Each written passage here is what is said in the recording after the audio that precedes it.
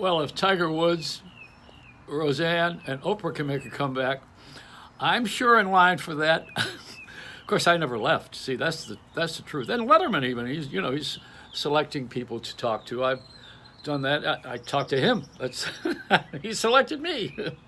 No, it's interesting how when you run out of material, you start talk radio and television people. They start to talk to each other. Which we don't do in real life anyway. The ego is so big. EGO, edge God out. That's what it means. That's what I heard. But if you're an atheist, then edge whoever you think of out. This is an interesting thing. I had Marilyn Murray O'Hare on my show in Denver years ago, where I had Roseanne Barr on KOA Radio and Television, owned by NBC. I was on the air there. And I was on all night following David Letterman and just before Tom Snyder, who was on the air in the morning with Rona Barrett, who created Entertainment Tonight. But I'm telling you too many stories. So in the middle of the night, don't forget, I had 5 hours. I had a lot of time to kill. And believe me, I murdered. I was like the Menendez brothers. I killed. It was unbelievable.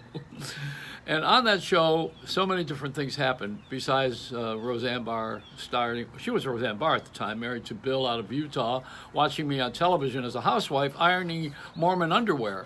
And then she came and did my show with a poplin jacket. She was really funny. But the comeback people like me right now, those who did not leave, we never gave up. But we move along with the technology. And it's me and my duck. See, I got a duck here that talks to me. Can we see him here? You think I'm lying. Well, Groucho Marx had one.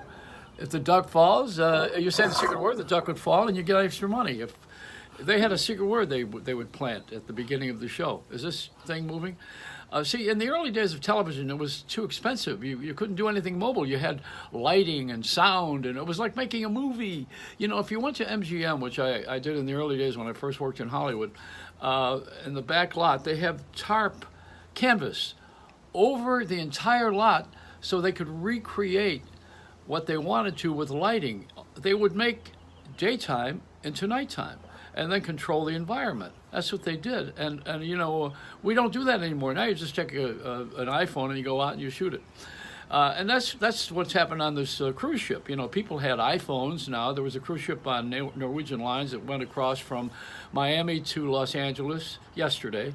And the thing had a crew that was working on the ship, and they were doing all kinds of major repairs, like putting asbestos down and things that smell. And the people who are paying $10,000 a week weren't particularly happy for the scent of this. They want to smell the sea, not a can of something from Home Depot.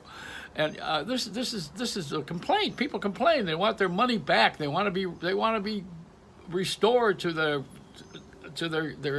the reason they went on the cruise is to get away from all of this, to get away from the asbestos jungle. But anyhow, where you're really in trouble is not that, but when you're on an airplane and you look out and they're fixing the wing when you're halfway across the country. That you don't want to see. Then you don't care about the smell or the dog in the bin or the guy who's bitching in the aisle who's a dentist and doesn't like United. You don't care if there's someone out there fixing the wing. That ain't good. Except if you're in Buffalo, they fix wings real good.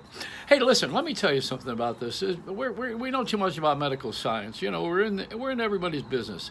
Why do I care about Manuel, the star of Hamilton, having some sort of shingles? I mean, why? It's like worrying about Trump's hemorrhoids. Preparation H, which was Hillary. How about thinking about the things that are going on with The Rock? Now they're promoting his movie and they're saying he was depressed. And I don't want to know. I don't want to know about the First Lady's IUD, which means it's up there. We don't want to hear all this stuff. We want to move it along and not be in gossip. Everything's about gossip. We're talking about these dunces. See, don't worry about the zombies. Worry about the morons that are in our lives. We've got them. The Confederacy of Dunces. We are loaded. And, we met our quota. That's where they ought to put a wall. The wall has to come in your head. That's where you put it up. And that meeting place for these dunces up there in my head that tell me that I can't when I can't. You got to believe it, baby. You better believe it, baby, my friend Shotgun Tom says. Anyway, this is about it. I got to get ready now. I'm going to go on the road with the Menendez brothers. I'm their opening act. And they're doing real well now that they're together again. They kill. It's a Reynolds rap.